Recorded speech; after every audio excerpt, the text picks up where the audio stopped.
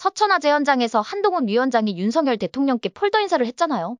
물론 서로 알아온 세월이 있으니 말보다 행동 하나가 상대에게 마음을 전달하는 가장 큰 수단이 되는 건 맞는데요.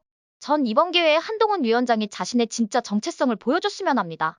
장관이 된 이후 세간의 주목을 받으면서 국가안보와 부정선거를 제외하고 범죄자에 대한 자신의 소신을 일찌감치 장관 취임사에서 밝혔지만 윤석열 대통령처럼 자신의 반국가 세력에 대한 생각을 밖으로 드러낸 적을 한 번도 못 본 것 같거든요. 운동권에 대한 척결을 외치지만 지금 운동권은 그들 스스로 신구 세력끼리 나와바리 싸움 중이거든요.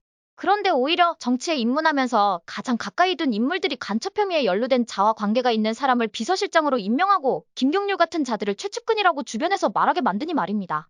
지금 대한민국에 사는 자유우파의 염원은 국민의 짐이 승리하는 것도 중요하지만 그보다 더 중요한 건 이 땅에 종북주사파 세력을 몰아내고 여야에 뿌리내리고 기생하는 기회주의자를 순도 100%로 척결하는 거 아닌가요? 그게 선행되면 당연히 자연스럽게 자유우파가 승리하는 거고 말이죠. 안 그런가요?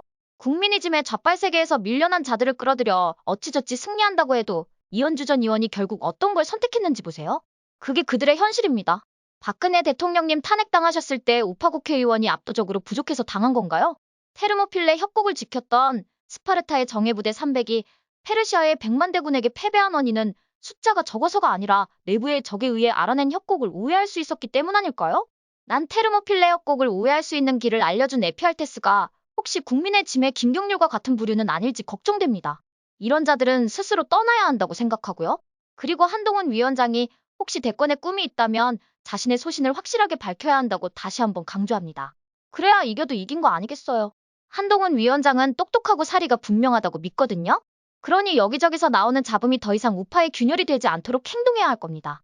그리고 마지막으로 김경률 회계사는 김건희 여사의 클러치백이 그렇게 거스린다면 양산 가서 정수기가 관봉권 다발로 들고 가 사재 낀 명품들 집에 숨겨놨는지 확인하고 만약에 있으면 죄다 들고 와봐.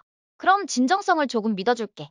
하긴 술도 뽀릿 같던데 그건 술값만큼 현금으로 받아오시던지? 참 가구도 있었지.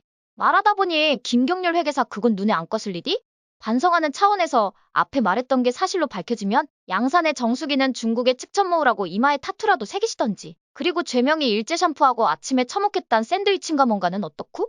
그럼 이재명은 따블로 뛰는 범죄 집단의 네로 황제라도 되는 건지? 말하다 보니 하이바에 스팀 올라오네요. 아무튼 이런 자들을 위한 여적의 하늘이 하루라도 빨리 열리길 기도합니다. 어떠세요? 시청자 여러분도 저와 생각이 같으신가요? 그럼 좋아요하고 구독 한번 꼭 부탁드릴게요. 시청해주셔서 고맙습니다. 전 리포터 헬이었습니다.